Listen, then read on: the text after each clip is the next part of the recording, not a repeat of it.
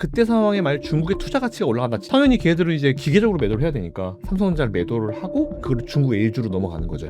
그래서 항상 수급이 항상 삼성이 꼬이는 거예요. 이머니 마켓 지수에서 나와가지고 선진국으로 들어간다. 그래도 중국보다는 훨씬 낫다. 그렇게 얘기하는 월가 사람들 웬만한 사람들보다 트럼프 대통령이 금리나 이자에 대한 이해도는 훨씬 높을 거예요. 이걸 관세를 올리면은 인플레이션이 올라갈 수 있다. 인플레이션 겨우 잡아놨는데 이게 문제가 될 거다. 이거 모르겠어요? 알아요. 그 사람 다 아는데 지금은 본인 살 깎아가지고 전체 손실을 좀 줄이겠다 그 얘기죠. 교과서적인 거랑 실제 필드에서는 완전히 다르거든요. 너무 단순하게 관세만 가지고 경제가 돌아가지는 않아요. 시장이라는 거는 정말 복잡성의 이론이거든요. 우리는 너무 걱정을 과하게 미리 한다. 주주들을 쉽게 보는 상황이 만들어지면 안 되죠. 상법 개정 무조건 해야 돼요. 이건 무조건 해야 돼요. 워렌 버핏이 왜 우리나라 투자 안 하는지 아세요? 왜 일본 투자하는지 아세요? 복잡한 지분 구조 때문이에요. 지금은 대기업들이 중소기업 찍어 누르잖아요. 상법 개정하면 그거 시작이 될 수 있다니까요. 지금은 아프겠지만 이건 고쳐야 돼요.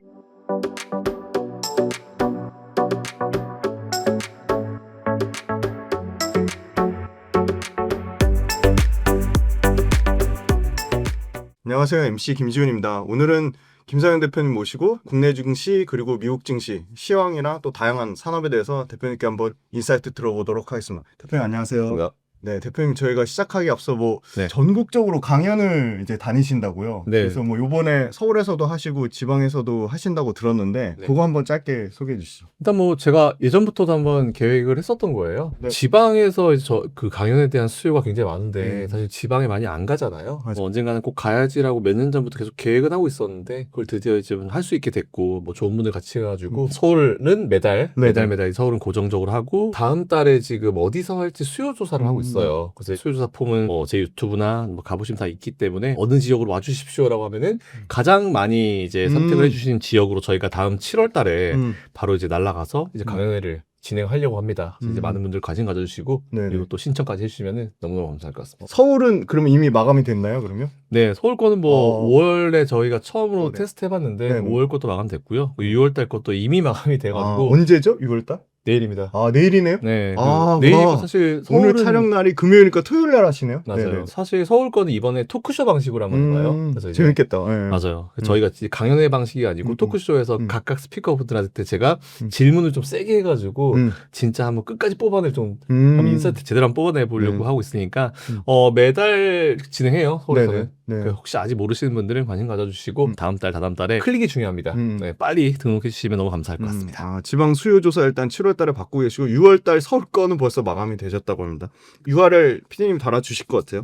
그럼 본격적으로 이제 코스피부터 먼저 여쭤보겠습니다. 네. 이재명 대통령 공식 임기가 시작되면서 저희가 찍는 오늘 장중 기준으로 코스피 지수가 4년 만이죠. 그러니까 코로나 때 이후니까 정확히 맞아요. 3,000을 돌파했는데 국내 증시 왜 이렇게 강하다고 보시는지. 일단 제가 방송 나올 때마다 말씀드렸던 것들. 저는 이제 매번 나올 때마다 국내 증시에 지금 악재가 뭐뭐뭐 있다라고 말씀을 드려왔고 이제 정말 다행히도 방송 나올 때마다 하나씩 삭제가 되고 있다라는 말씀을 좀 많이 드렸어요. 올해 넘어오면서 있었던 악재는 딱 두 가지였죠. 대통령의 공석. 두 번째로는 미국과 우리나라 간의 어떤 무역 협상. 하지만 무역 협상 같은 경우는 정치적 이슈이기 때문에 협상이 끝나게 되면 그냥 금방 사라질 것인데 대통령 공석도 어쨌든 이제 뽑아야 되잖아요. 그 두 가지가 유일한 악재였고 그 전에 있었던 악재들은 잘 아시겠지만 공매도가 중지가 됐었던 게 좀 있었죠. 그러니까 제가 공매도를 막 지지한 사람은 아니에요. 이게 재개가 된 상황에 대해서 뭔가 굉장히 걱정도 많고 우려도 많았고 공매도가 과연 예전과 다르게 평평한 운동장이 되었는지 이런 것도 시스템적으로 많이 근무하면 신경 썼는지 이런 거에 대한 어떤 불확실성이 있었기 때문에 그게 일단 지나가봐야 한다고 말씀드렸는데 공매도 재개되고 나서 지금 우리나라 증시 워낙 강하죠. 네네네. 네, 그렇기 때문에 요즘은 공매도에 대해서 탓을 하시거나 공매도 때문에 우리나라 증시 안 좋다라고 말씀하시는 분은 없을 거예요. 네, 공매도에 대한 부분도 제가 몇 번 계속 말씀드렸지만 근데 그것도 결국은 증권사 애들이 지들 수익 내고 싶어서 만든 사통 중에 하나예요. 증권사 애들의 수작이죠. 외국 애들의. 우리나라도 마찬가지지만. 그래서 일단 그거는 하나의 상품으로 우리가 평가하면 되고 상품이기 때문에 오히려 더 개인 투자자들과 외인 기관들 그들과 어떤 이 공평한 상황에서 공매도가 진행이 돼야 된다는 주장을 계속 해왔고 어차피 공매도가 똑같은 조건이 되고 한다 하더라도 위험은 엄청 높잖아요. 그렇죠. 공매도가 이렇게 한다 하더라도 저 같은 사람들은 안 해요. 솔직히 왜 합니까 그렇게 불편한 거를. 근데 자기가 그런 위험 감수해서 더 수익을 크게 내겠다고 하는 사람들이 하는 거니까 그건 자기한테 맡겨야죠. 시장 경제인데 그걸 굳이 정부가 찍어 누를 필요는 없을 거라 생각을 해요. 예전에 우리 과외처럼 우리 어렸을 때 과외 불법이었잖아요. 요즘이 이제 합법이죠. 네네. 그런 것처럼 일반 개인 투자자들과 외국인 기관 간의 어떤 똑같은 만길도 그렇고 다 마찬가지로 똑같이 만들어 놓으면은 저는 뭐 공매도 오히려 해도 괜찮다라고 생각하는 주의이기 때문에 뭐 그렇게 주장을 계속 해왔었죠. 근데 공매도가 제기가 되고 나서도 오히려 우리나라 증시는 그동안 눌림이 있었던 것들이 쇼커버링이 발생하면서 올라가는 사업들도 꽤 있어요. 그렇기 때문에 이런 악재성 이슈들은 사라졌고, 그리고 두 가지 남은 것 중에 하나가 사라졌죠. 우리나라 정치적 불확실성. 그쵸. 이재명 대통령이 당선이 됐고, 당선이 되자마자 지금 우리나라 경제가 워낙 안 좋기 때문에 시장에 돈을 부양책을 네네, 쓰자. 맞아요. 네네. 네, 돈을 붓기 시작했습니다. 돈 풀죠. 네네. 네, 그러면서부터 이제 우리나라 시장 기대감이 커지고, 그리고 또 다행인 거는 또 지난 악재로 지나간 건데, 사실 달러가 굉장히 강세였고 네네네, 원화가 맞아요. 네. 약세였어요. 네네. 그렇게 되면 이제 외국인들이 우리나라에 안 들어오잖아요. 음.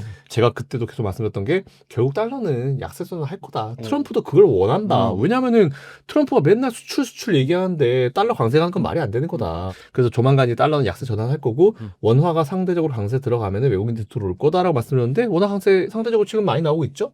외국인들도 잘 들어오고 있고 네네. 그런 상황이기 때문에 저는 오히려 좀 좋게 보고 있고, 그리고 오늘 하나 또 생각을 해야 될 게 더 있는 것 같아요. 다음 주에 아마 결정이 날 것 같은데, 과연 우리나라가 MSCI 네, 맞아요. 워치리스트에 네. 들어가냐 안 들어가냐. 그렇죠. 네네네. 제가 메모해놓은 걸 찾아봤더니 2008년도에 들어갔더라고요. 워치리스트에. 네네. 근데 그때는 사실 저는 그래서 지금 과연 이번에 워치리스트 들어갈까요? 아니면 이게 선진국 지수 들어갈까요? 누가 물어보시면 워치리스트까지는 가능할 것 같은데 선진국 지수는 사실 잘 모르겠다. 아직까지는. 근데 여러 가지가 수정되면 모르겠지만 2007년도에는 어땠냐면은 2003, 4, 5, 6, 7 거의 4년 동안 횟수로 한 거의 4, 5년 가까이 대세 상승장이었어요. 네네. 코스피가 700부터 2100까지 올랐거든요. 네네. 워낙 경기가 좋았죠. 네네. 근데 이제 2008년도에 하필 2008년도에 워치리스트에 들어갔는데, 그때는 뭐 전세계 증시가 다 박살이 난 상황이었기 때문에 우리나라가 이제 아웃됐죠. 안 됐었죠. 근데 최근에 보면 이제 오늘 새벽에 나온 기사가 뭐냐면 공매도 관련 이슈 오케이. 그 플러스 점수 이렇게 나왔어요. 게다가 이제 외국인들이 조금 더 이제 원활하게 우리나라에서 매매할 수 있는 네네. 방법, 이런 것들에 대해서 이제 아직 점수를 먹이는 것 같은데, 현재 상황만 놓고 보면은 외환 시장이나 이런 것들을 봤을 때 잘하면 워치리스트에 들어갈 수도 있을 것 같다. 그리고 이게 시스템상으로 올해 2025년도에 워치리스트 들어가게 되면은 2026년도에 확정될지 안 될지가 결정이 돼요. 그리고 확정이 되면 편입이 2027년부터 됩니다. 네, 그렇기 때문에 일단 3년 정도가 이제 물리적 시간이 필요한 그러네요. 네. 이슈인데, 그렇다 하더라도 여기에 이제 확정이 되고 들어간다는 그 이유만으로도 들어온 패시브 자금이 있을 거예요. 많은 분들이 지금 걱정하시는 거 하나를 말씀드리면, 제가 안 그래도 이것까지 어저께 이제 실제로 월가에서 트레이드하고 있는 친구들 몇 명한테 물어봤는데, 네. 진짜 우리나라 지수가 현재 이머징 마켓 지수를 넘어가지고 선진국 지수로 들어가게 되면은 뭐 되게 다양한 계산들이 있어요. 오히려 우리나라 지금 이머징 마켓이 이게 더 유리하다, 아니면 가는 게 유리하다 이렇게 네네. 얘기했는데, 단순 계산으로 넘어가면은 그쪽에 들어가면 우리나라 쪽에 들어올 자금이 40에서 60조 정도 들어온대요. 근데 이게 되게 재밌는 게 뭐냐면, 일단은 이머징 마켓 지수에서 우리가 빠지잖아요. 편출되게 되면은 거기 우리나라가 이머징 마켓 지수에 있다는 그 존재만으로 들어온 자금은 일단 나갑니다. 그렇겠네요. 왜? 네. 그 자금은 그냥 거기 안에서 돌아야 돼요. 네네. 이머징 마켓 내에서 네. 돌아야 되기 때문에 네네. 일단 나갑니다. 네네. 그래서 넘어가면은 그때는 이제 선진국 지수 그렇겠죠. 들어오겠죠. 네네. 일단 이 금액 자체가 이머징 마켓보다 선진국 지수에 있는 금액 자체가 최소한 비슷하거나 더 많았으면 많았지 적진 않대요. 첫 번째. 두 번째로는 한 건이 뭐냐면, 일단 선진국으로 넘어가게 되잖아요. 제일 좋은 게 지금 우리나라가 삼성 왜 이렇게 못 가? 우리나라 왜 이렇게 지수 안 좋지? MSCI 리밸런싱이라고 들어보셨을 거예요. 네네네. 리밸런싱 할 때마다 이머징 마켓 딱 그 안에 보면 이 나라가 여기 왜 있지라고 하는 나라가 딱 두 개가 있습니다. 바로 우리나라랑 중국이에요. 중국의 A주가 강하게 버티고 있는데, 만일 리밸런싱을 했는데 그때 상황에 만약 중국의 투자 가치가 올라간다, 지금처럼 지금 아직 바닥을 기고 있지만 투자 가치가 올라간다 하면은 이 이머징 마켓 지수 내에서 돈이 돌아요. 그럼 당연히 중국을 더 사고 싶으면 딴 데서 매도를 해야겠죠. 그렇겠네요. 그럼 우리나라를 매도하는데, 우리나라 잘 아시겠지만 MSCI 이제 코리아 인덱스 가보시면은 삼성전자가 25%예요. 그리고 1위부터 뭐 101개, 네. 100개 정도 들어있는데 거기 다 들어가면 삼성은 제가 봤을 땐 전체의 한 40%, 50%될 거예요. 그러다 보니까 삼성전자가 제일 비중이 높고, 당연히 걔들은 이제 기계적으로 매도를 해야 되니까 삼성전자를 매도를 하고 그걸 중국 A주로 넘어가는 거죠. 네네네. 그래서 항상 수급이 항상 삼성이 꼬이는 거예요. 이머징 마켓 지수에서 나와가지고 선진국으로 들어간다. 물론 선진국에도 이제 아시아 국가도 있죠. 일본이나 이런 애들이 있긴 있는데, 그래도 중국보다는 훨씬 낫다. 라는 상황이어서 여러분이 생각하시는 그 자금 그 외에도 이런 부분들도 같이 생각을 해야 되기 때문에, 만약 넘어가게 되면 우리나라가 더 이상 중국 때문에 이런 수급적인 부분으로 피해를 보는 케이스는 있지 않을 것이다 라는 그런 기대감이 지금 시장에 좀 들어가고 있는 것도 분명히 있는 것 같아요. 만일 다음 주 25일인가 결과인데 워치리스트가 만약 들어가게 되면은 땡큐, 외국 자국이 더 들어올 수 있어요. 근데 워치리스트에서 탈락했으면 그동안 여기 들어갈 수도 있을 거다라는 기대감으로 들어간 자금들이 다음 주에 빠질 수 있거든요. 다음 주에 조금 변동성이 있을 수 있어서 그건 좀 감당해 보시되, 어쨌든 그게 있든 있든지 없든지 간에 제가 올해도 계속 말씀드렸지만 지금 이 순간보다 연말에는 미국이든 우리나라든 더 높은 자리에 있을 것이다 라는 그런 기존의 의견을 그대로 이어가서 좀 말씀드리면 될 것 같습니다. 그 외국인 이제 환율 관련돼서 지금 지정학 이란하고 이스라엘 분쟁 네. 때문에 네. 환율이 당분간은 조금 1380원까지 어제 튀기도 하고 하는데 네. 그런 부분이 조금 외국인 투자자 들어오는데 약간 주저하게 만들거나 약간 부담은 되지 않을지. 지정학적 이슈. 되죠. 네. 당연히 되죠. 뭐 지하적 이슈는 뭐 우리가 항상 고민해야 되는 부분인데 사실 저는 그렇게 길게 갈 것 같지는 않아요. 근데 네. 이번에 좀 이란이 좀 발끈했잖아요. 네네. 지난번에는 트럼프 대통령이 이란 핵에 대해서 어느 정도 제한적인 조건 내에서 허용하는 느낌이었거든요. 근데 이번에 보니까 최근 며칠 동안 보니까 완전히 그냥 핵 없애라 이런 식으로 말이 바뀌니까 이란이 거기서 이제 또 화가 난 것 같더라고요. 그러다 보니까 이제 이 이슈가 계속 이어지는 것 같은데 만일 기존의 말대로였으면은 제가 봤을 때는 그냥 거의 이슈가 끝났거나 그랬을 것 같아요. 거의 끝 마무리가 됐을 것 같은데 지금 이제 그렇게 이제 핵 니들 안 돼 이런 식으로 얘기를 해버리니까 이란이 발끈한 거죠. 트럼프가 최근에 나온 거는 아직 협상은 열려 있고 2, 3주 뭐 1, 2주 안에 실제 군인을 투입시킬 수도 있다 이런 얘기까지 나오고 있는 상황인 것 같은데 어쨌든 저는 아직까지 현재 기준으로도 아직까지 6월달 정도 안에는 저도 뭐 7월달 첫 번째 주 안에는 이 이란 관련 이슈가 지금 정도로 뭔가 확 우리에게 와닿지는 않을 것 같아요. 좀 많이 좀 조용해질 것 같아서 환율은 근데 사실 이런 하나하나의 그때그때마다 굉장히 예민하게 반응하는 지표이기 때문에 뭐 환율 같은 경우는 뭐 우리가 좀 감당해야 되죠. 근데 이게 그렇게 길게 간 이슈는 아니고 이스라엘과 이란은 항상 이제 국지전 포함해가지고 항상 서로 싸웠기 때문에 네, 이게 새로운 이슈는 아니다. 원래 이제 악재라는 건 이제 새로운 이슈에 되게 예민하게 반응하잖아요. 그렇죠. 네, 근데 새로운 이슈가 아니기 때문에 뭐 그냥 팔레스타인 뭐 이런 애들은 그냥 항상 중동과 북쪽도 싸우잖아요. 우리가 또 좋은 거는 뭐냐면 방산. 그쵸. 오히려 그죠. 네. 그리고 미국이 최근에 이제 또 그 얘기했어요. 방위비 증액해라. GDP의 뭐 5%인가 이상을 해야 된다. 우리나라 포함해가지고. 그러면 방위비 증액하라는 얘기가 뭐겠어요? 주한미군 돈 주라는 얘기가 아니고 그냥 방위비 증액해서 지들 무기 사라는 얘기죠. 우리나라 무기도 워낙 좋은 상황이기 때문에 어떻게 보면 미국의 어떤 라이벌까지는 아니고 뭐 기술적 차이가 워낙 이제 미국이 압도적이기 때문에 라이벌까지는 아니지만 가성비가 좋고 굉장히 이 납기를 잘 맞추는 우리나라 방산기업들은 좋은 어떤 이슈가 될 수 있죠. 우리나라 보면 아시겠지만 이미 뭐 사우디나 이쪽에 얘기가 많이 나오고 있잖아요. 그래서 저는 오히려 방산기업들에 대한 투자 가치는 충분히 있는 것 같고 최근에 외국인 사는 거 중에 보니까 의외로 현대차하고 현대모비스 기아차 좀 사는 것 같고 그쵸. 금융 또 꾸준히 계속 삽니다. 금융. 그쵸. 대표님 보시기에 외국인 매수하는 거 중에 특징이 있다, 재밌다 아니면 외국인이 최근에 매수하는 거 중에 대표님의 좀 관심 분야는 어디신지? 한 2년 전쯤 그때 막 경기 침체 되게 심하고 했었을 때 저는 그냥 어차피 지금도 그렇지만 저는 이제 좀 긍정론자거든요. 그때 제가 뭐라 그랬냐면은 시장 좋아지면은 돌아서는 몇 개 업종이 있는데 이번에 분명히 지주사 타이밍이 올 거다. 라고 하면서 제가 어떤 정보 말씀드렸냐면 포스코 홀딩스랑 에코프로 말씀드렸어요. 그러니까 지주사 기업도 최근에 좋잖아요, 분위기가. 근데 금융사들도 지주사들도 좋아요. 네, 맞아요. 그러니까 지주사가 어쨌든 지금 포인트거든요. 그러니까 외국인들이 지주사를 사는 이유가 뭘까요? 우리나라 가치를 평가하는 거예요, 이제. 제대로 된 평가를 받을 수 있는 그런 상황이거든요. 그래서 오히려 저는 금융주들로 매수가 들어가는 것처럼 보이고 다 들어가는 건 맞지만 그중에서 금융 지주사들은 괜찮다라고 보고 있고요. 자동차들도 보면은 결국은 이제 현대차나 기아차나 이제 그 지주사 역할을 하잖아요. 현대차가. 그쵸. 네, 그런 상황이기 때문에 여기에 공통분모를 우리가 빨리 찾아야 돼요. 근데 그 공통분모는 지주사거든요. 이것도 근데 제가 몇 년 전에 계속 말씀드렸던 내용들인데 이제 나와가지고 항상 저는 이제 아쉽죠. 지주사에 대한 분은 이제 앞으로도 계속 관심을 좀 가질 필요가 있을 것 같아서 지금은 이렇게 하시면 될 것 같아요. 자동차 투자하고 싶어. 그럼 자동차에 지주사 역할을 하는 기업. 그리고 2차 전지다. 그러면 2차 전지에서 지주사 역할을 하는 기업.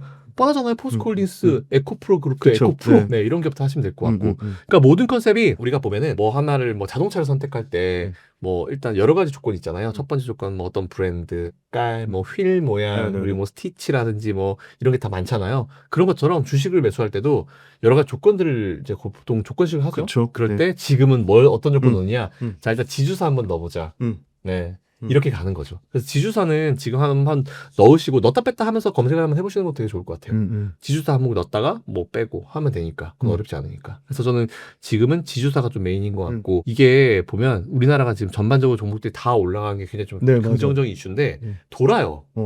이 사이클이 나옵니다. 그 사이클을 따라가지고 매수를 해봐도 될 것 같고 아직 사이클이 오지 않은 기업들을 계속 관심을 가질 필요가 전 있다고 생각을 해요. 그래서 어쨌든 저는 보면은 뭐 우리나라는 뻔해요. 반도체, 2차 전지, 조선방산, 네, 이쪽 라인들이 있고 AI 관련 뭐 전력기기, 전력 인프라 이쪽 라인이기 때문에 그쪽 라인 더하기 그리고 지주사 요 정도 컨셉 하면은 지금은 충분하실 거예요. 살짝 반도체 언급을 주셔가지고 SK 하이닉스는 요새 왜 그렇게 강하다고 보시는지. SK하이닉스는 사실 지금 그냥 거의 지수를 뭐- 사는 건가요? SK 하이닉스. 그렇죠. 그런 개념으로 네, 보는 지수를 사는데 보통 지수 살 때는 이제 시가총액 MSCI 네, 시가총액 그쵸. 1, 네네. 2위가 삼성전자 SK하이닉스예요. 네네. 거의 두세 배 차이 나거든요. 지분율. 음. 지분 차이 나는데 근데 지금 SK하이닉스로 집중하는 이유는 삼성전자를 때리는 이유는 아까 제가 말씀드렸지만 네네. 지금 중국 A주로 넘어가기 때문에 때리는 네네. 거예요. 네. 삼성전자가 잘못한 것도 있긴 있지만 최근에 삼성전자는 어쨌든 노력을 되게 많이 한 상황이거든요. 그쵸. 이쯤 되면 매수를 네네. 해줄 법도 싶은데 네네. 왜 안 해줄까 했더니 이유는 그냥 하나예요. MSCI 리밸런싱. 중국 사야 되니까 한국 어디야?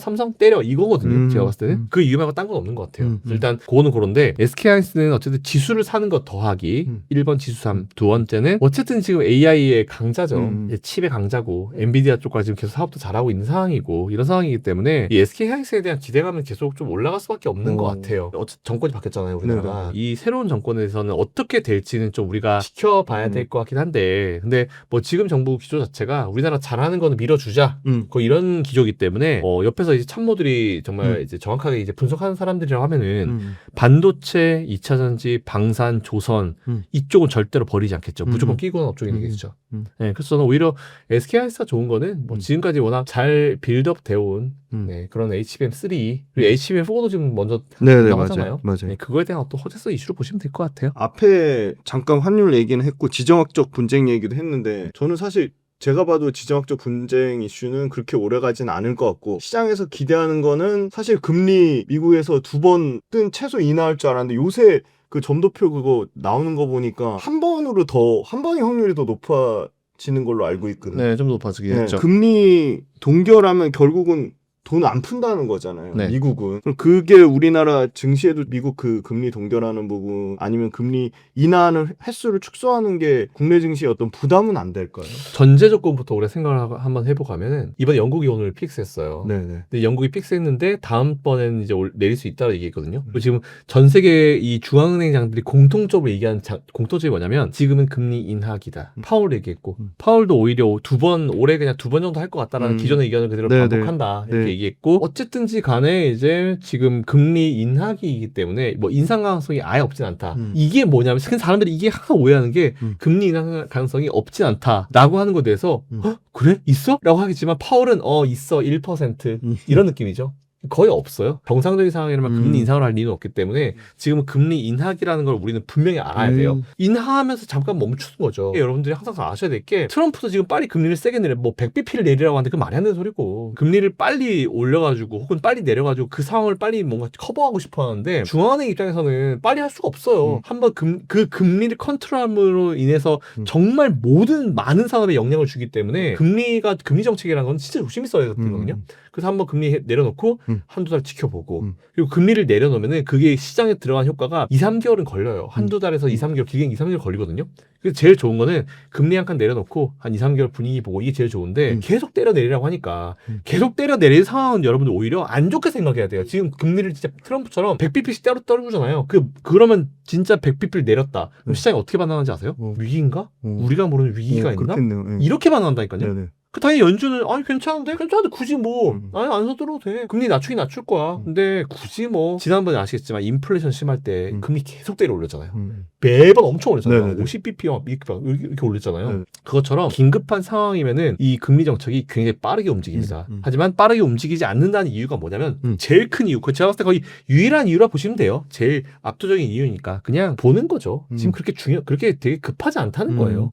하지만 금리 인하기다라고 하는 거는 돈을 풀긴 하겠지만 그게 급히 풀 이유는 별로 없는 것 같아. 지켜보면서 천천히 풀게. 이런 느낌이죠. 뭐 아마 사업하시는 분들도 되게 이해하실 거예요. 막 사업하면은 막 뭐 돈 확 때려부어 하길 바라지만 사업 몇 번 엎어져 본 사람은 알거든요. 돈은 때려부는 게 아니에요. 그때그때 놓는 거지. 그래서 이 돈을 넣고 이제 제가 그래서 보통 이제 주식 투자하시는 분들은 사업가적인 마인드를 좀 빨리 기르셔라라고 말씀을 드려요. 그래야지 트럼프도 이해가 되거든요. 네네네. 네, 저분 사업하시는 분이잖아요. 그쵸. 그죠? 일론 머스크도 마찬가지. 네네. 지금 왜 이렇게 돈을 이렇게 생각하지? 이런 거지. 그래서 보통 우리가 이제 어쨌든 조금만 완전히 이게 저도 이제 사업을 하지만 일반 그 직장 다니시는 분들이랑 기본 사고 마인드 자체가 달라요. 이런 걸 빨리 이해를 하시면 오히려 시장을 분석하고 할 때 훨씬 더 유리한 장점이 있다라고 생각합니다. 지금 증시 이끄는 조선, 네. 방산, 원자력, 네. 심지어 말씀하신 지주사도 굉장히 주가 현황이 좋은데 전력계기까지 네. 네. 방산, 조선, 원전, 전력기기, 지주사까지 네. 각각에 대해서 밸류에이션 측면 한번 어디가 싸다 비싸다 얘기해 주시면 좋을 것 같고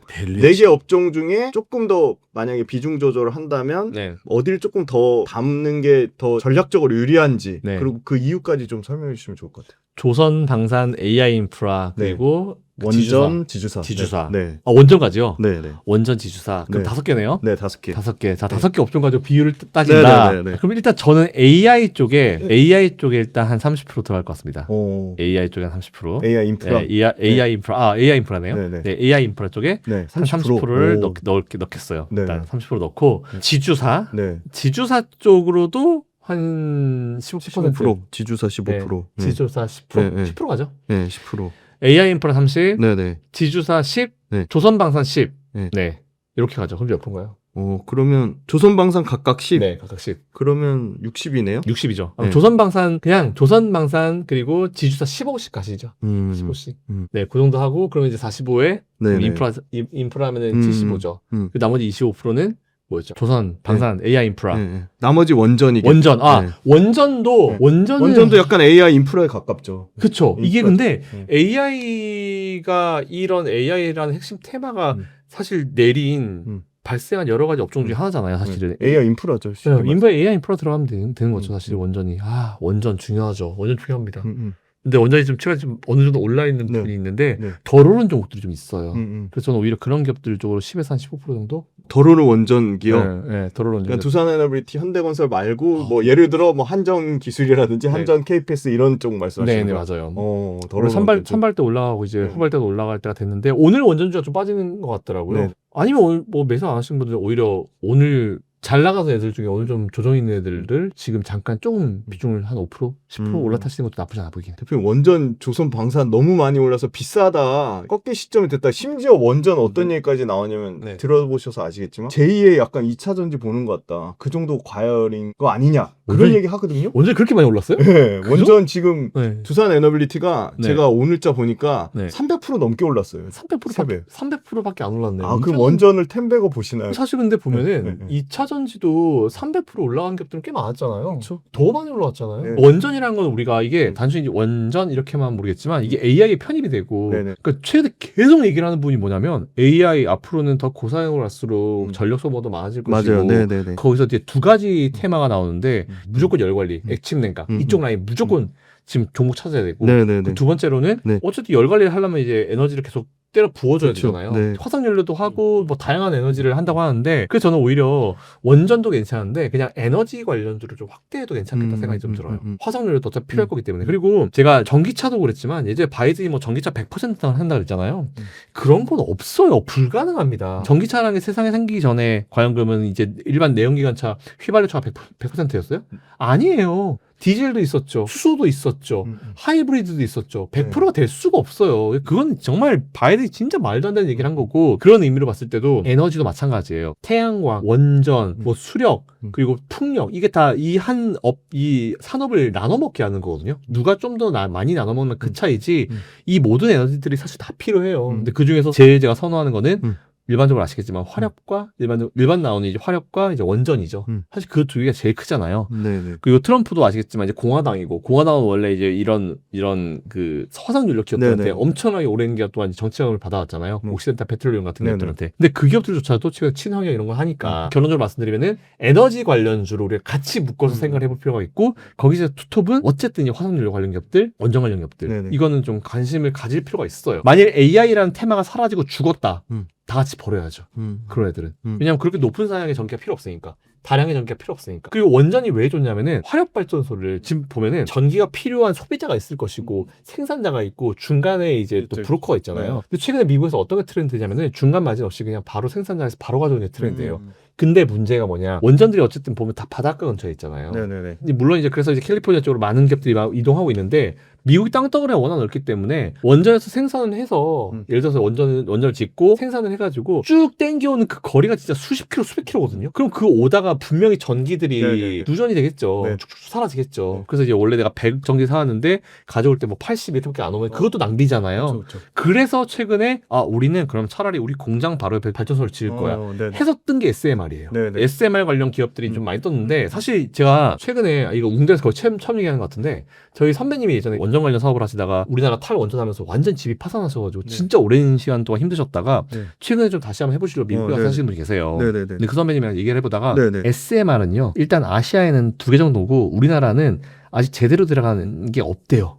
SMR 이거 되게 심각한 문제라고 하더라고요. 네네. 우리가 지금 보면 당장 SMR을 뭐 곳곳에 막 설치하고 엄청나게 네. 많이 할 것처럼 보이는데 지금 현재는 몇 개 없어요. 없기도 하고 그 기술 자체가 과연 시연이 될 것인가에 대한 어떤 의문점도 굉장히 많은 상황인데 일단 시연만 되면 좋죠. 공장 바로 옆에 증설을 건설을 해가지고 바로바로 에너지 넘길 수 있으니까. 근데 이게 과연 어느 정도까지 이제 구현이 될 것인가에 대한 부분이 있어가지고 우리가 생각한 것보다 SMR은 미래가 조금 남은 것 같다라는 생각이 들더라고요. 당장 뭐 SMR 하면 당장은 SMR 가서 지어 이렇게 할 수 있을 거라 저도 생각했는데 아니더라고요. 그게 일본이나 중국 하나 일본 하나 있었나? 네네. 이미 완성된 SMR이 네네. 그렇더라고요. 이게 현실이에요. 그러니까 현실을 좀 알았으면 좋겠다는 생각이 좀 많이 들어가지고 그렇다고 SMR 관련주들 투자하지 마시라는 말씀은 아니에요. 왜냐하면 주식이라는 놈 원래 있든지 없든지 간에 그 기대감이나 그런 것만 가지고 먼저 올라간 놈이기 때문에 그런데 SMR 이 현재 산업의 상황을 한번 실제로 보게 되면은 그렇더라고요. 그렇기 때문에 SMR 쪽에다 몰빵을 할 거야. 그건 아닌 것 같아. 없어요 아직은.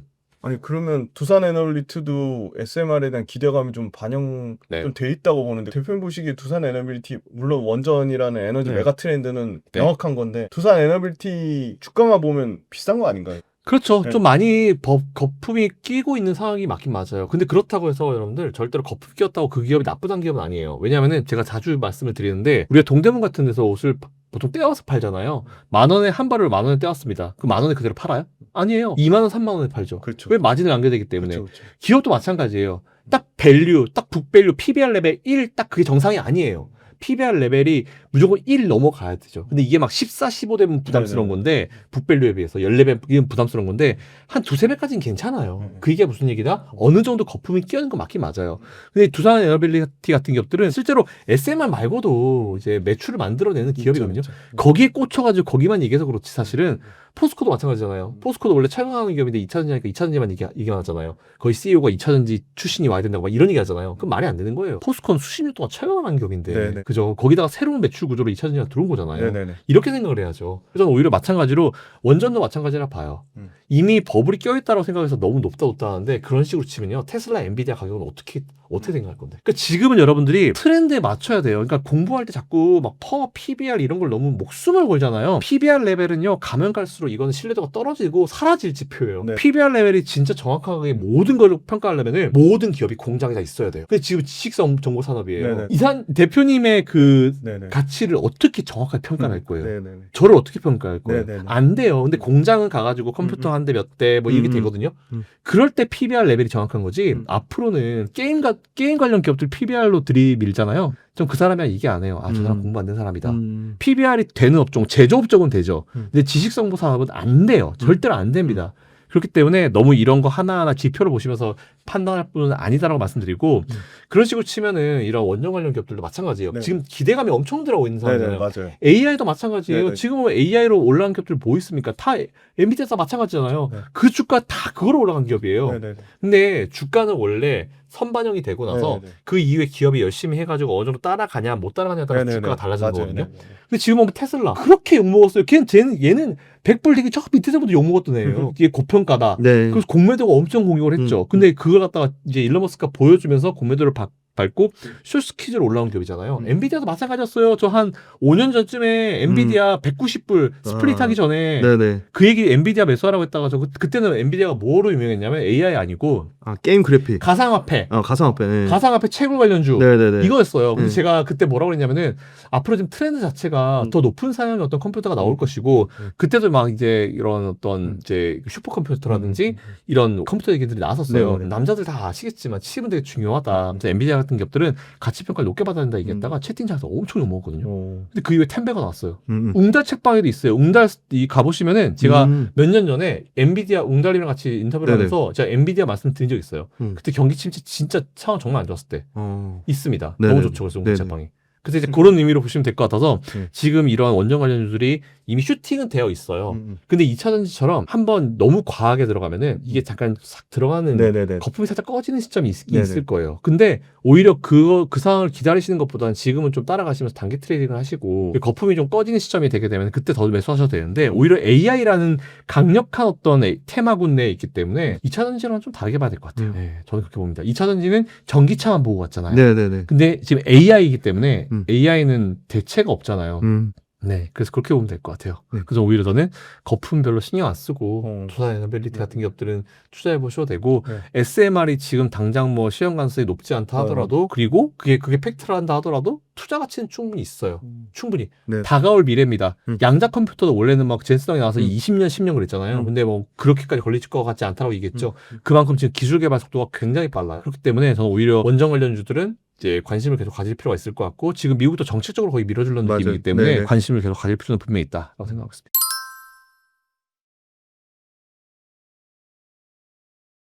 대표님 지금 미국 증시는 네. 좀 재미난 게 네. 우리나라 증시랑 미국 증시랑 약간 디커플링이 있는 것 같아요. 맞아요. 미국 증시 약해도 우리나라 네. 증시 강한데 네. 미국 증시 일단 전반적인 흐름, 나스닥이나 S&P 흐름 좀 한번 얘기해 주신다면. 제가 근데 제 이 얘기도 제가 작년부터 얘기 엄청 했거든요. 작년에 미국 증시 강했잖아요. 네. 근데 제가 2025년도는 미국보다 우리나라가 셀 거다라고 얘기했다가 말이 안 된다라고 엄청 욕먹었어요. 지금 세잖아요. 근데 이게 왜 그러냐면은 당연한 거예요. 어떻게 보면은 미국 시장은 몇 년 동안 달렸잖아요. 그렇죠. 네, 그렇기 때문에 사실 올라갈 수 있는 상승폭이 어느 정도 우리나라보다는 제한된 게 맞아요. 우리나라는 후발주자여서 지금 최근에 좀 계속 강하게 또 올라오는 이유가 뒤늦게 시작했지만 너무 지금 밸류상으로 따졌을 때 너무 저평가잖아요. 우리나라 코스피 전체를 퍼나 PBR로 봤을 때 너무 저평가잖아요. 그렇기 때문에 이제 미국은 달리기를 봤을 때 100m 선에서 이미 출발해서 저기 앞에 가 있는 거고요. 우리나라는 100m 선 출발선에도 오지 못했어요. 아직. 네네. 달리기 할 거니까 출발선으로 와 해서 알았어 이거 좀 빠르게 달려오니 이런 느낌이지 달라요. 미국은 저기 앞에 가 있어요. 달리다가 힘들어가지고 쉬고 있는 애고 우리나라는 이미 이제 겨우 스타트 라인으로 가고 있는 거기 때문에 빨리 가야죠. 우리나라가 최근에 좀 강한 흐름을 보이고 있고 올해만큼은 제가 올해 초부터 작년 말부터 그랬지만 어쨌든 우리나라가 미국보다 상승폭만 따졌을 때 상승폭만 따졌을 때는 우리나라가 훨씬 나을 거다라고 말씀드렸던 부분이고 1월 달에는 잘 아시겠죠? 우리나라가 전 세계 1위였죠? 코스피 코스닥이 맞아요. 각각 1위, 3위였나? 1위, 2위였나 그랬어요. 네네네. 근데 이 흐름이 올해는 계속 이어질 수 있을 거다라고 보고 있고 어제 미국이 뭐 밤에 휴장했죠. 튜스데이로 휴장했는데 보니까 미국 쪽 말고 유라시아 쪽으로 봤을 때 유럽 다 마이너스인데 우리 코스피가 0.1% 혼자 상승했더라고요. 일본 빠지고 대만 빠지고 다 빠졌는데 중국 다 빠졌는데 네네네. 우리나라가 어제 기준 어제 올랐어요. 그만큼 우리나라 강하다는 거죠 지금. 네, 근데 이 흐름은 올해 내내 이어질 것이다라고 보고 있었고 일단 미국 같은 경우는 네. 많이 달렸으니까 좀 쉬는 시점이에요. 그렇다고 그러면 미국을 매도하고 우리나라로 네네. 넘어가요? 네. 아유, 그럴 필요 그건 또 없어요. 아닌가요? 네. 네네. 그래서 제가 계속 그랬지만 제가 그동안 계속 몇 년 전부터 계속 웅달 나와서 여러분들 제발 포트폴리오 투자하세요. 제발 종목 좀 나누세요. 제발 업종별로 나누세요. 이런 말씀 많이 드렸는데 반강제적으로 웬만한 투자자들이 포트폴리오가 두 개로 나눠졌습니다. 미국과 우리나라. 네네네. 나눠줬어요. 비율 그냥 유지하십시오. 5대 5면 유지하세요. 그냥 걔는 거기 놔두시고 계속 쭉 투자하십시오. 이렇게 일단 말씀드리고 싶고 미국 같은 경우는 이제 이미 많이 달렸기 때문에 상대적으로 강도가 좀 떨어질 수 있긴 있지만 이미 저기 가 있는 아이고 오히려 지금 이제 보면 미국이 시작한 이런 무역 분쟁이잖아요. 근데 여러분들이 잘 아셔야 될 게 있어요. 무역 협상이나 무역 분쟁이 미국 산업에 안 좋을까요? 안 좋을 게 하나도 없어요. 왜냐하면 그거 다 어쨌든 무역 배리어 올려가지고 엔트리 배리어 올려가지고 자국 산업 보호하는 거잖아요. 맞잖아요. 관세가 결국 그거잖아요. 자국 산업 보호잖아요. 네, 그렇기 때문에 오히려 이거는 미국 산업들이나 미국 기업들한테 호전성 이슈죠. 그래서 저는 이게 참 이거 볼 때마다 사람들이 미중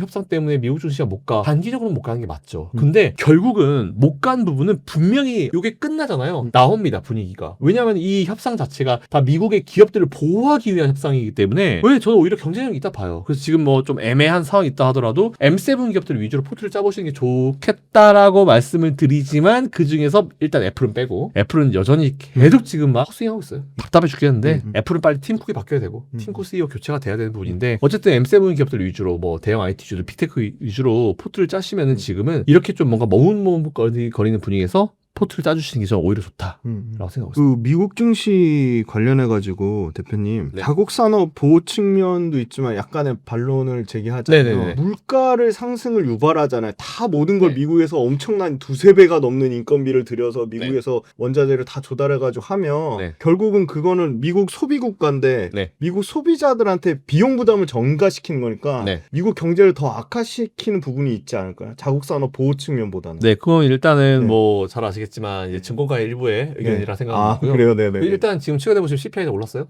아니잖아요. 인플레이션 안 올랐잖아요. 그 제가 몇 달 전에도 그 똑같은 얘기를 되게 많이 했어요, 사람들이. 그 제가 트럼프가 어떤 사람이냐고 제가 설명했거든요. 트럼프가 원래 본업이 뭐예요? 부동산이잖아요. 네, 부동산. 그 제가 봤을 때는 지금 그렇게 얘기하는 월가 사람들 웬만한 사람들보다 트럼프 대통령이 금리나 이 이자에 대한 이해도는 훨씬 높을 거예요. 네네네.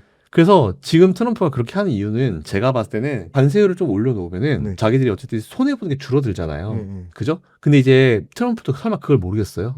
이걸 관세를 올리면은 인플레이션이 올라갈 수 있다. 그럼 이제 우리가 인플레이션 겨우 잡아놨는데 이게 문제가 될 거다. 이거 모르겠어요?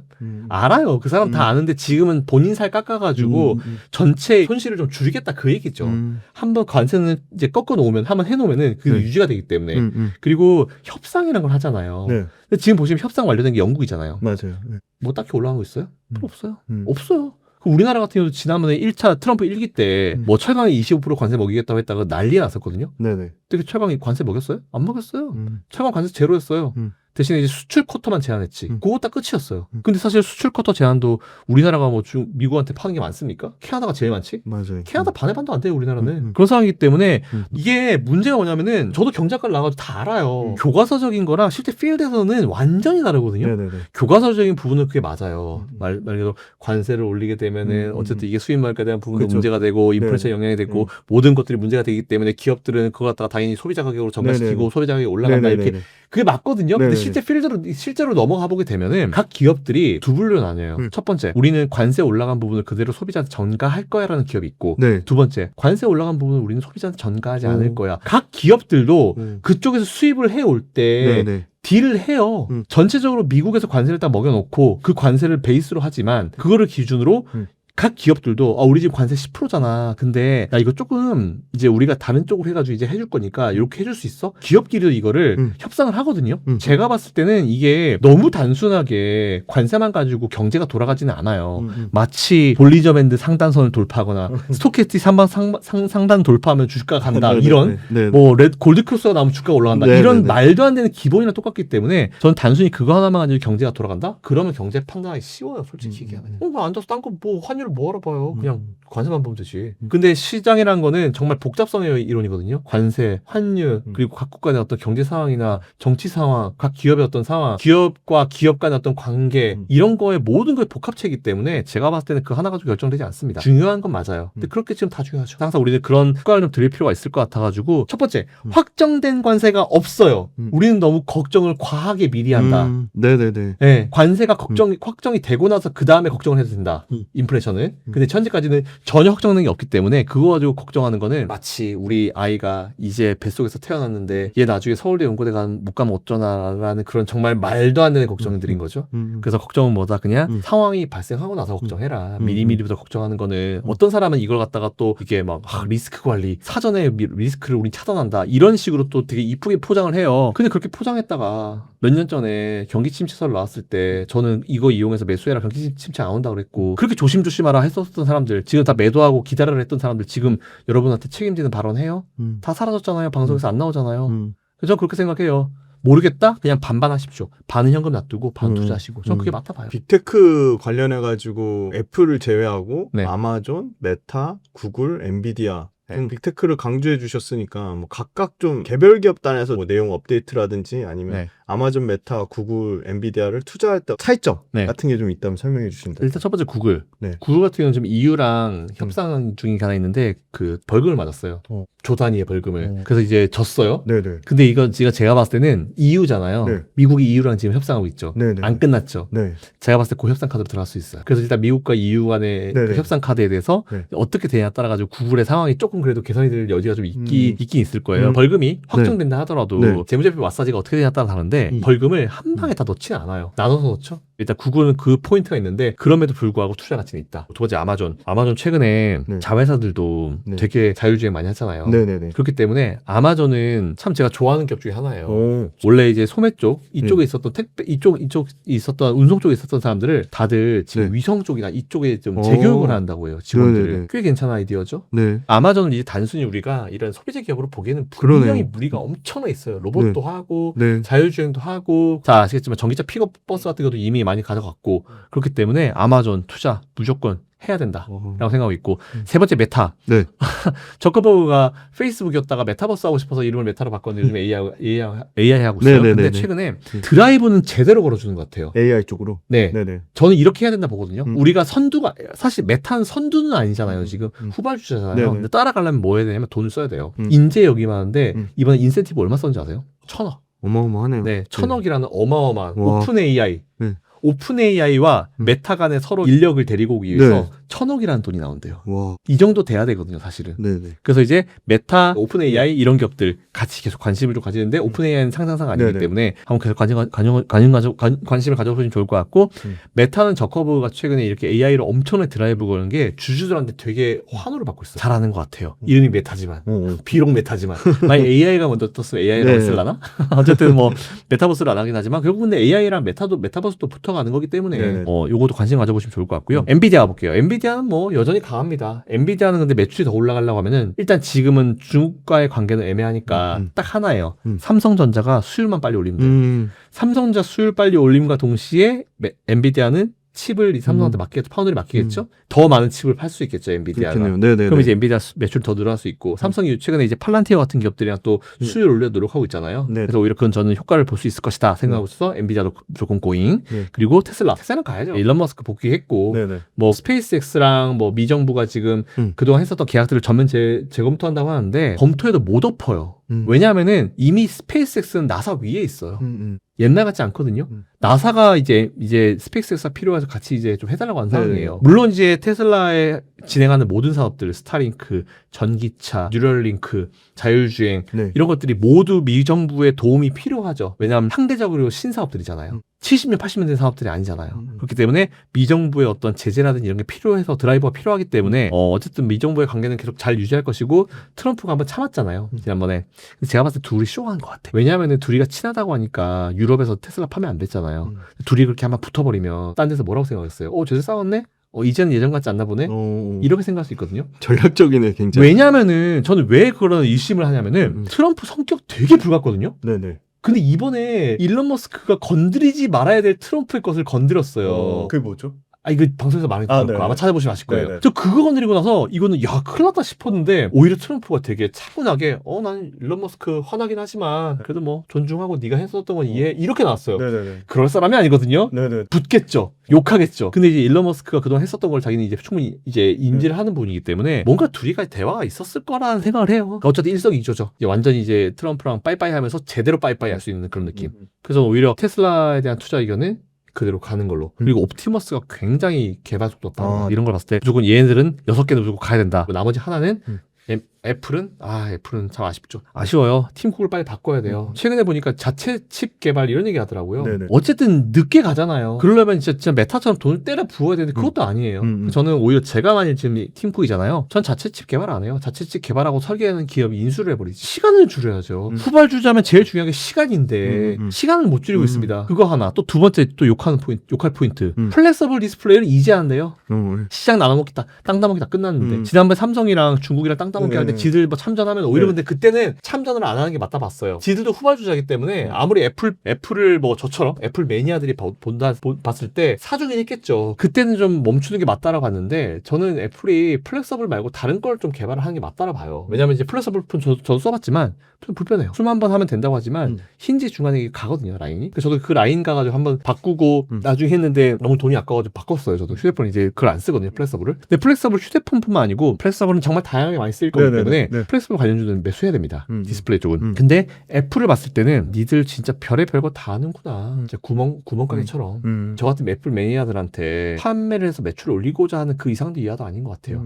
애플은 항상 혁신을 만들어 했던 기업인데 혁신이 사라졌어요. 이미. 그냥 거기는 중국 판매원입니다. 세계 판매라고도 안 할게요. 그냥 중국 판매원이에요. 중국 딸고 중국 보부상 느낌이에요. 그냥 중국에 판매하잖아요. 중국에 팔기 위해서 중국이 원하는 거 많이 하고 그러고 있는 거잖아요 지금. 그러면 안 돼요 사실은. 애플은 그 어떤 기업의 눈치 보지 않고, 물론 중국 중요한 시장이죠. 근데 그러면 안 됩니다. 오히려 애플에 대해서는 아직까지 중립 의견. 왜냐면 장기적으로 보면은 매수. 왜냐면 이제 팀쿡이 언젠가 바뀔 거기 때문에. 팀쿡이 자기 자리를 쉽게 내놓으려고 하지 않더라고요. 사실 그것도 되게 짜증나는 포인트이긴 해요. 그래서 결론적으로 6개 기업은 다 매수 가능. 애플은 중립이지만 장기적으로는 매수 가능. 대표님 얘기 딱 들어보니까 저는 아마존이 가장 경쟁력 있는 것 같고, 그렇죠. 구글은 검색 시장이 어떻게 보면 AI한테 어떻게 뺏기고 있잖아요. 네, 맞아요. GPT나 뭐 이런 맞아요. 퍼플렉시티나 이런 거 지금 뺏기고 있잖아요. 네. 구글이 조금 제일 어려운 상황 아닌가 싶은데 그것도 조금 추가 설명 부탁드리고, 네. 테슬라 지금 19일이니까 네. 3일 뒤에 이제 로보택시. 로보택시하고 자율주행 그거 텍사스 오스틴에서 하는 거 네. 실패할 경우에는 상당히 좀 테슬라 주가에 좀 부담이 되지 않을까 그런 측면이 있고, 말씀 안 하신 거 중에 사실 테슬라에서 돈 알짜로 잘 벌고 있는 거는 ESS랑 VPP잖아요. 네. 그것도 조금 업데이트 해주시면 좋을 것 같고, 네. 스페이스X까지 네. 좀 설명해 주시면 좋을 것 같아요. 일단은 구글은 재미나이가 있죠. 그죠? 구글 같은 경우 검색 엔진인데 사실 뭐 따라가지 못하고 있는 네네. 사실인데, 구글이 최근에 보면은 AI 쪽에 경쟁력은 되게 있어 보여요. 막 영상 만드는 거 최근에 보면 장난 아니에요. 네. 영상 자동 생성도 네네네네. 장난 아니어가지고 검색 시장을 좀 일부 뺏길 수 있다고 하지만, 뭐 그건 이제 챗 GPT 영역이었잖아요. 네. 근데 사실 구글도 비슷하게 어떤 이제 기술들을 계속 개발하고 있는 상황이어가지고, 원래는 거의 독식으로 하고 있었던 이 산업 자체가 챗 GPT가 들어오면서 이제 경쟁자가 된 거잖아요. 전 이거 되게 좋게 봐요. 왜냐면은 예전에도 전기차 했을 때 테슬라가 거의 뭐 단독으로 했잖아요. 전 그럼 안 된다 봤어요. 테슬라를 되게 좋아하거든요. 저 일론 머스크 엄청 팬이에요. 근데도 불구하고 이 산업이 계속 성장하려면 라이벌이 있어야 돼요. 그래야지 서로 긴장하면서 계속 기술 개발하거든요. 근데 테슬라는 지금까지 그게 없었는데 중국이 나오면서 그쵸. 싸게 나왔죠. 네네. 근데 이게 좀 느낌은 다른 게, 다른 데는 진짜 기술력으로 붙는데 전기차는 진짜 가격으로 붙었어요. 맞아요. 가격 이거는 한계가 흠치죠, 있어요. 그냥. 그래서 네네네. 제가 그때마다 BYD 무너진다. 이거 한계가 있다. 분명히 한계가 있고, 그리고 이제 지난번에 일론 머스크도 이제 우리 보조금 필요 없는데라는 그 얘기는 치킨 게임 끝났다. 분명히 이거 뭔가 일론 머스크가 우리가 알지 못하는 뭔가 정보를 알고 있는 거다라고 했는데, 그 이후에 BYD 같은 기업들, 그리고 이제 자기들끼리 싸우죠. 중국의 전기차 기업들끼리. 네, 그런 상황이 발생하고 있잖아요. BYD도 사실 중국에서 이제 정부에서 자금 끊어버리면 그 당장이라도 내일 망할 수 있는 기업이고, 아니 이미 부품 기업들한테 돈을 못 주고 있다는 것 자체가 이미 뭐 휘청휘청하는 거잖아요. 네네. 오히려 그런 걸 봤을 때 테슬라 같은 경우는 일단 뭐 매수력은 충분히 있다. ESS라든지 여러 가지 부분들이 있잖아요. 테슬라의 주 산업 자체는 여전히 지금 이제 우리가 전기 자동차 판매라고 알고 있는데, 나머지 부분의 매출, 그동안 이제 많이 신경 썼던 에너지 저장이라든지 이런 쪽의 매출이 증가하고 있는 거는 굉장히 의미가 있어요. 웬만하면은 많은 이제 이 항목, 매출 항목의 포트폴리오가 나오고 다 올라가는 것이 좋은 거거든요. 증가 추세가 만들어지고 있고, 오히려 그게 지금 실적으로 견인하고 있다는 거는 굉장히 좀 긍정적으로 봐요, 저는. 그래서 이제 테슬라는 그런 느낌으로 봤을 때 좋다. 로보택시 같은 경우는 아니 이미 뭐 내용으로 며칠 있다 시작된다고 하는데, 저는 지난주가 지난주에 실제 오스틴 살고 있는 친구가 운전자가 없는 모델 Y가 돌아다니는 걸 제가 저한테 알려줬거든요. 텍사스에 사신 친구분 그걸 실제 봤대요. 그래서 오스틴에 뭐 없어요. 없습니다, 아무도. 근데 아무도 안 탔대요. 아무도 안 탔는데 운전자도 없어요. 그럼 뭐겠어요? 테스트 하는 거겠죠, 그냥. 그렇겠네요. 뭐 공식적으로 나오지 않나 하더라고. 어느 정도 시작이 되고 있는 부분이어서 그걸 아는 사람은 알죠. 그 지역에 이제 지인들이 있는 사람들 알죠. 그래서 오히려 저는 로보택시에 대한 부분은 경쟁 구도로 뛰어드는 거잖아요. 이거 되게 행복합니다. 이런 경쟁들 하다 보면은 퀄리티는 더 올라가고 가격은 떨어지겠죠. 소비자 입장으로 봤을 때는 땡큐다. 거기다 안정성까지 확보되면은. 배터리 안정성 더 이상 얘기하지 말죠. 일단 안전하니까. 예전이랑 다르고. 너무 뭐 과한 걱정은 하지 말고요. 배터리에 대한 안전 얘기는 사실 더 이상 할 필요가 없을 정도로. 왜냐면 우리나라 LG엔솔 배터리가 저희 스페이스X 위성에 들어간다. 그걸 할 말 다 했죠. 뭐. 배터리 안정성 얘기 더 이상 할 필요가 없을 것 같고, 서로 기술 간의 경쟁에 따라 가지고 어떻게 될지 지켜볼 필요가 있을 것 같아서, 테슬라 로보택시에 대한 기대감, 그리고 테슬라의 어떤 여러 가지 항목에 대한 어떤 기대감도 충분히 주가로 반영될 수 있을 것 같아서 좋지 않을까라고 생각하고 있습니다. 그럼 짧게 답변 주시면 테슬라 대 아마존 딱 지금 시점에 더 매력적인 거. 저 둘 다 너무 좋은 기업인데 지금 하나만 더 고려해. 딱 지금 시점 밸류에이션 고려하셔가지고. 지금 상황에서 기간은요? 단기, 장기? 단기 또 따로 얘기해 주시고 장기 따로 얘기해 주신다면. 단기는 저는 테슬라가 낫다고 보고요. 역시 테슬라. 왜냐하면 테슬라는 이제 또 기술적으로 올라가는 것도 있어가지고 단기는 테슬라가 낫다 보고, 단기적으로 둘 다 좋아요. 근데 6대4 정도로 아마존이 좀 더 낫지 않을까. 그건 이제 아마존이 하는 여러 가지 혁신 산업들의 성장성이 높다고 보시는 거죠. 근데 둘 다 5대5로 사세요. 둘 다 좋아요. 사실 테슬라도 많이 갈 거예요. 일단 더블 이상은 보고 있는 상황이에요. 지금의 가격에서도 여기서 두 배 이상 테슬라도 더 갈 수 있다. 더블 갔을 거라 봐요. 그럼 그때쯤 되면 다시 또 스플릿 하겠죠.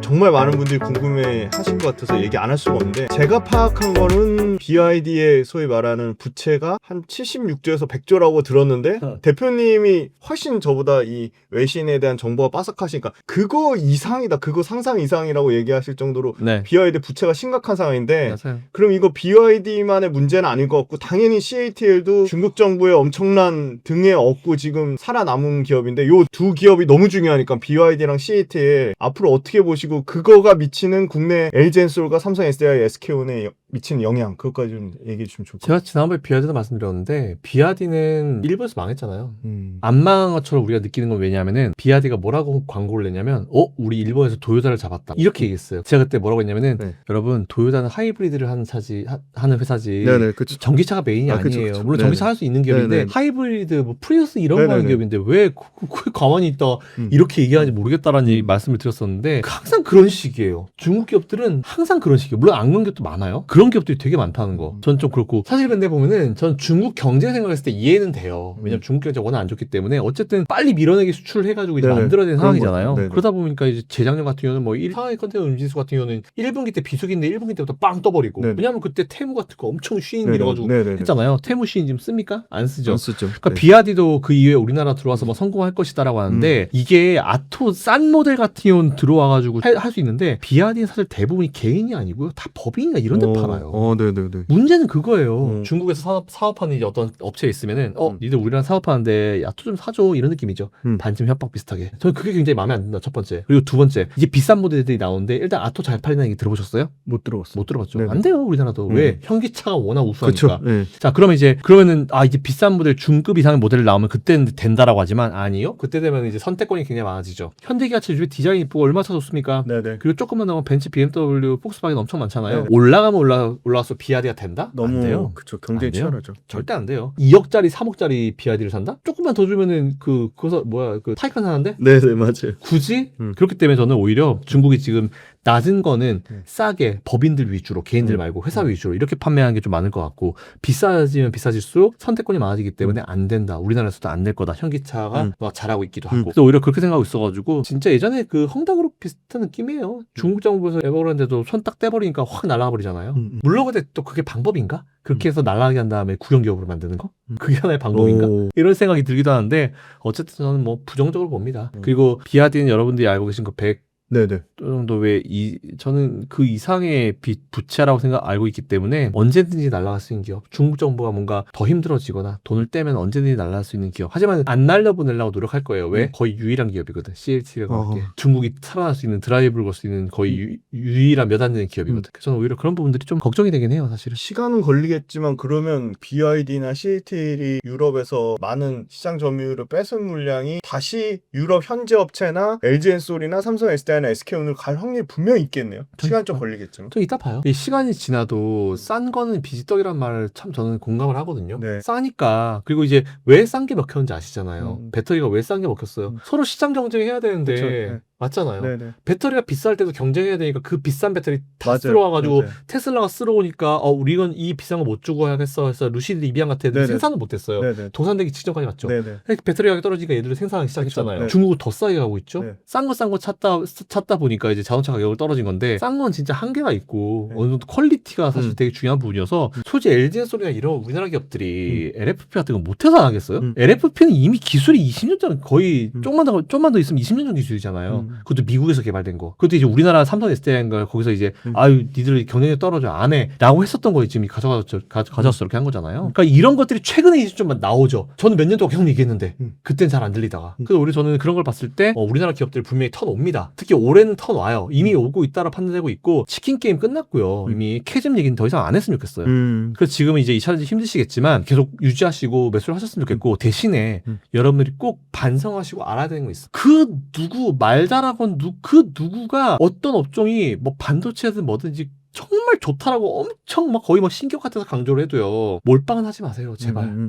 주식 투자에는요. 워렌 버핏도 그러잖아요. 네, 네. 미국에 그 많은 전설적인 투자자가 있었고 정말 그렇게 많은 사람들이 있었는데 결국 살아남은 거 워렌 버핏밖에 없어요. 네, 네. 부자 순위 탑 10에 지금 금융계가 수십 년 동안 있었던 네. 유지한 사람은 워렌 버핏밖에 없거든요. 그쵸. 워렌 버핏이 항상 얘기하는 게 뭡니까? 포트폴리오 투자. 아마 몰빵돼 있으니 저도 지인분들이 되게 많아요. 지인분들이 2차전지 몰빵에 있다. 어떻게 해요? 많이 물어봐요. 지금은 그대로 픽스하시고 올라오면 좀 시전하셔서 딴 걸로 가셔라. 이렇게 말씀드리는데 절대로 반도체도 마찬가지예요. 조선, 화학, 방산 꽂히지 마세요. 심지어 저한테 어디지? 메타버스에 꽂혀가지고 몰빵해 있으신 분도 있다고 하더라고요. 아니에요. 몰빵은 있을 수 없습니다. 네. 투자금이 작아서 몰빵해야지. 네. 투자금이 작으면요. 두세 업종으로 나눠야죠. 네, 그래서 저는 그거만 주의하시면은 2차전지 턴은 분명히 올 수 있을 거라 보고 있어서 이제 파이팅 하시고 네, 좀만 더 버티셨으면 좋겠어요. BID랑 CATL 말씀 주셨고 그 대표님 그 옵티머스 네. 로봇 네. 관련돼서 국내 로봇주도 좀 움직이고 있는데 옵티머스급의 기술력을 가진 회사들 중에 네. 사실 피규어 AI가 대표적인 기업으로 꼽히는데 비상장사고 네. 현대차 갖고 있는 보스턴 다이나믹스도 비상장사잖아요. 맞아요. 로봇이 앞으로 엄청나게 커질 거고 일론 머스크도 젠스랑 얘기한 것보다 3년 앞당겨서 우리가 훨씬 더 빠르게 네. 휴머노이드 상용하겠다고 했는데 네. 로봇 관련된 산업 앞으로 굉장히 구조적으로 성장하는 산업이니까 투자 유명하다고 당연히 보실 것 같은데 국내 로봇 회사랑 미국 로봇 회사 어떻게 좀 투자하는 게 좀 좋다고 보시는지. 지난번 출연 때 물어보셨을 때 제가 국내 얘기 안 했거든요. 테슬라 얘기했어요. 네네 맞아요. 근데 최근에는 요 기업은 얘기해야겠다. 딴 사람들은 별로 신경을 안 쓰는데 현대차죠. 현대차 역시 네네. 왜냐면은 현대차 로봇 기업이라 할 수 있죠. 그죠? 로봇 기업이에요. 네. 보스턴 다이내믹스 거기 나오는 로봇 퀄리티 보세요. 장난 아니에요. 우리나라 기업이 미국에 있는 보스턴 다이내믹스 인수를 한 거잖아요. 네네네. 그러니까 지금은 글로벌 자금이에요. 우리나라 기업도 해외에서 이제 투자를 할 수 있는 네네. 거고, 우리나라도 해외 투자 네. 가져올 수 있는 거고 이런 상황인데 확실히 테슬라 옵티머스 그 개발하는 이제 그쪽 얘기를 들어보면은 본인들이 생각한 것보다도 정말 빠르대요 속도가.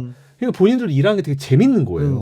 그러다 보니까 일론 머스크가 이제 일반 제네상이 생각한 것보다 몇 년 더 빨리 해서 우리는 상용할 수 있을 것 같다라고 하는데 정말 높은 퀄리티. 그러니까 너무 빠르니까 오히려 지난번에 그런 오해 받았잖아요. 옵티머스 행사가 있었는데 거기서 사람이 말을 거니까 대화를 하고 그리고 그 대화 자체가 영어를 들어보면은 진짜 현지의 이제 네이티브 스피커들만 할 수 있는 그런 농담을 같이 받아버리는 거. 그러니까 너무 딴 사람들이 뭐라고 오해했냐면은 로봇을 통한 카메라를 보고 마이크로 보는 거다. 아니래요. 그거. 진짜. 아니래요. 그 정도로 퀄리티가 높다는 거예요. 그래서 오히려 미국 주식은 테슬라 가는 게 맞아요. 우리나라는 나머지 기업들은 사실은 다들 그렇게 활동에 있는 안드로이드 이쪽이 아니고 다들 그 이제 활동 로봇이잖아요. 기계 협동 로봇이잖아요. 맞아요. 그렇기 때문에 좀 달라요, 사실. 근데 지금 트렌드는 협동 로봇도 굉장히 중요하죠. 뭐 커피 사주는 로봇 중요합니다. 근데 그런 것보다 오히려 저는 로봇들, 실제로 이제 휴머노이드. 휴보이 같이 옵티머스 같은 그런 것들이 중요하다 봐서 우리나라에서는 어디가 좋을까? 단독 선두는 보스턴 다이내믹스를 가지고 있는 현대차라고 생각하고 있죠. 그런 걸 갖다 놓으면은 현대차도 로봇택시가 가능하겠죠. 근데 문제가 뭐냐면 지금 왜 현대차가 로봇택시 말을 못하고 있는지 알아요? 소프트웨어인가요? 아니죠. 제가 봤을 때는 다 준비가 어느 정도 돼 있을 수 있어요. 근데 우리나라의 산업 구조, 택시 운전기사분들이 굉장히 많죠. 택시 노조와 관련된 부분도 분명히 있기 때문에 우리나라에서는 자율주행까지는 괜찮지만 이제 이 택시 쪽으로 넘어오는 순간 조금 얘기가 복잡해지는 거죠. 현대차가 사실 지금 보면 이제 노조랑 이슈가 되게 많잖아요.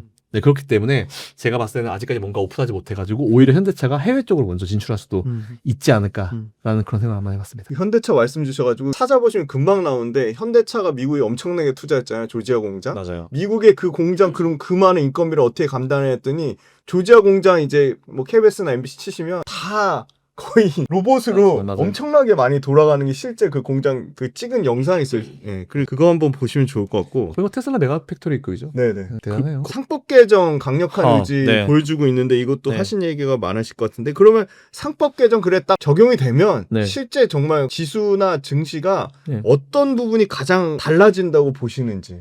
미국이라는 국가가 참 대단하다 생각하는 게 테슬라 주식 한 주 가지고 있는 주주가 소송 걸어가지고 일론 머스크의 그 엄청난 돈 인센티브를 못 받게 만들었잖아요. 네. 그러니까 저는 상법 개정하면 이제 기업들이 나와가지고 기업 CEO들이 나와가지고 네. 아 기업이 더 운영하기 어려워질 환경이 된다 이렇게 얘기하잖아요. 네. 그들은 어렵지 않아요. 그들 회사에 있는 변호사가 있면 되겠죠. 그죠? 소송도 엄청 많이 걸릴 것이고 그냥 돈 많이 주고요. 변호사 좋은 사람 고용하십시오. 그러면 돼요. 지금까지 수십 년 동안 편하게 했잖아요. 맞잖아요. 비정상적이게. 네. 맨날 주주들 등쳐가지고 CBBW 발행하고 유상증자 무상증자 하고 제가 그래서 그 이후에 LG를 별로 안 좋아해요. LG 엔솔이라는 기업은 되게 좋아해요. 네네. 직원들은 되게 좋아요. 친한 지인들도 많고. 근데 그 위에 그죠? LG CS 네네. 그 매출 어디서 나오는지 다 아는데 네네. 밖에서 매출이 나와야지 자기네 내에서 그렇죠. 나오는 그런 그렇죠. 회사 상장하면은 네. 일반 주주들을 얼마나 이건 호구라는 표현도 적당하지 않아요. 일반 주주들을 얼마나 진짜 하대를 해서 그런 행동이 가능한지 모르겠는데 본인들 사업이 하기 어렵다? 지금까지 얼마나 쉬웠길래 주주들을 쉽게 보는 상황이 만들어지면 안 되죠. 상법 개정 무조건 해야 돼요. 이건 무조건 해야 돼요. 기업들 좋은 변호사 쓰십시오. 좋은 변호사 많습니다. 변호사분 중에 좋은 사람 많으니까 연봉 많이 주시고 네 법무팀 제대로 꾸리십시오. 그러면 돼요. 네, 전 그래서 오히려 이렇게 되면 되잖아요. 네. 오히려 상법 개정되면은 지금 외국인들이 워렌 버핏이 왜 우리나라 투자 안 하는지 아세요? 왜 일본 투자하는지 아세요? 복잡한 지분 구조 때문이에요. 와, 정확하네요. 네네네. 지분 구조만 조금 복잡하게 안 만들잖아요. 워렌 네. 버핏 우리나라에 투자할 걸? 일본보다 우리나라가 나아요. 그건 맞지 않아요? 맞아요. 네, 이거는 진짜 일본보다 우리나라가 나아요. 네. 우리나라 사람들 우수하고 음. 중소기업 위주의 일본. 음. 우리나라는 대기업 위주. 우리나라도 대기업과 중소기업 같이 살아야 돼요. 지금은 대기업들이 중소기업 찍어 누르잖아요. 상법 개정하면 그거 시작이 될 수 있다니까요. 이건 고쳐야 돼요. 다양한 것도 있긴 있겠지만 그 얘기는 참 방송에서 말하지 못하는 부분이 있겠지만 해야 돼요. 하게 되면은 이게 당장은 아플 수 있어요. 당장은 아플 수 있는데 아프다고 안 할 거예요. 해야 돼요. 분명히 해야 됩니다. 아파도 상법 개정 분명히 진행해야 되고 그리고 이제 예전에 내가 공매도도 분명히 중지시켜 놓고 똑같이 조건 만들어야 된다라고 얘기했고 외국인이랑 기관이랑 뭐 똑같이 만들어 놓으면 뭐 개인 투자자 보호라는 얘기를 하는데 개인 투자자 보호를 왜 합니까? 금융당국이 그렇게 투자하다가 이제 안 되면 뭐 마이너스 되면 자기 손실이지. 대신에 금융당국이 해야 될 거는 그냥 모든 투자자들이 똑같은 조건에서 투자할 수 있는 환경만 만들어 놓으면 되는 거예요. 거기서 잃고 따는 거는 자기들 잘못이에요. 공평한 상황에서 시장 경제에서 누구를 보호합니까? 저 똑같은 생각이에요. 상법 개정도 마찬가지예요. 기준만 명확하게 세워놓고 그렇게 되면은 지금은 아프겠지만 중장기적으로 봤을 때는 우리나라 전반적인 중소기업들도 살아날 수 있고 그죠? 이 덤핑 이거 얼마나 문제 많이 됩니까? 진짜 솔직히 얘기하면 얼마나 대기업들이 지금까지 우리나라 중소기업들을 후려쳐요. 진짜 사장 대표님들 울어요. 진짜. 매출만 높으면 뭐예요? 수익이 떨어지는데. 그러니까 이런 것들을 바꿀 수 있는 시작이 전 상법 개정이라고 보고 있어서 이건 진짜 분명히 해주셔야 됩니다. 그렇게 보고 있어요. 윤석열 정부 때도 밸류업 얘기하면서 금융주들이 좀 좋았고 지금 이제 진짜로 뭐 실질적인 강제성을 띠게 만들기 위해서 법 규정을 통해서 그거의 일환으로 상법 개정도 말씀 주셨고 뭐 시행령 당장 쓰면 176조-5인가 그거 쓰면 바로 그 즉시 폐지할 수 있다 뭐 그런 규정도 있어서 금융주들 조금 최근에 관심이 많아지신 것 같아요. 다른 이제 금융 쪽에 계신 분들이 사실 은행 쪽보다는 증권 쪽이 훨씬 좋아질 거다 그런 얘기 많이 하는데 대표님 보시기에 은행도 있고 증권도 있고 뭐 보험도 있고 심지어 카드도 있잖아요. 전체적으로 금융 통합해서 앞부분에 짧게 금융 지주사도 말씀 주셨는데 이런 금융주들 투자하는 전략 좀 어떻게 하면 좋을지 그리고 은행, 보험, 증권 뭐 아까 말씀드린 카드 뭐 이 중에 가장 좀 매력적인 업종을 대표님도 증권업이라고 보시는지. 카드는 어차피 경기랑 붙어가야 되잖아요. 그쵸. 경기가 좋아야지 소비가 늘어나죠. 네네. 어쨌든 저희 경기가 단기간 내라도 한 1, 2년이라도 괜찮을 거라 보고 있기 때문에 네. 카드사들도 매출이 올라갈 거예요. 그리고 은행주들은 이제 아마 증권하게 계신 분들이 증권이 은행주보다 낫다라고 생각하는 게 지금 다 금리 인하인 거 아는 거예요. 금리 인하되면 이제 예대 마진이 줄어드니까. 네네네. 근데 또 웃긴 게 뭐냐면은 이자가 어느 정도까지 줄어들잖아요. 네네. 그러면 예금에 대한 대출에 대한 수요가 다시 증가합니다. 오. 단기적으로 봤을 때는 은행들도 좀 영향을 받을 수 있긴 있는데 중장기 좀 길게 보잖아요. 올라올 수 있어요. 예대 마진은 줄어들겠지만 더 대출을 많이 팔아가지고 매출은 증가할 수 있죠. 네, 그런 효과가 나올 수 있어요. 그래서 나쁘지 않고 증권주도 좋겠죠. 증권주 왜 개인 투자자들이 매수매도 많이 해줄수록 좋죠. 최근에 보면 국내 영업 별로 안 하고 해외 영업 엄청 많이 하잖아요. 맞아요. 미국 주식 때문에. 네, 되게 많이 하잖아요. 그래서 아마 원래는 우리나라 사람들이 해외 미국 주식에 이렇게 관심이 없었어요. 근데 관심 있었죠? 증권사 입장에서는 원래 없었던 매출이잖아요. 그쵸. 생겼죠? 새로운 게 생겼죠. 국내는 원래 잘할 거고 그리고 이제 밑에 대학생들부터 막 이제 국내 할 거고 국내 베이스로 할 것이고 그렇기 때문에 증권주들 최근에 증권사의 후배들이 저한테 밥 산다고 연락이 좀 와요. 까불죠? 까불기 시작하죠. 인센을 좀 받기 시작하나 보네요. 네, 그런 얘기죠. 그런 걸 봤을 때 방이 좋다는 얘기네요. 근데 저는 아끼라 그래요. 왜? 증권업은 꼬꾸라지면 한도 끝도 없이 꼬꾸라지기 때문에. 그래서 일단 저는 증권주, 은행주, 카드, 보험. 보험은 사실은 뭐 그냥 이건 여러 가지 이제 변수가 있는 상황이기 때문에 뭐 보험을 차치해 놓고 나머지 그 세 개들은 투자 가치 충분히 있다라고 저는 생각하고 있습니다. 그러면 대표님 보시기에 은행이나 증권에 큰 차이는 없다. 네.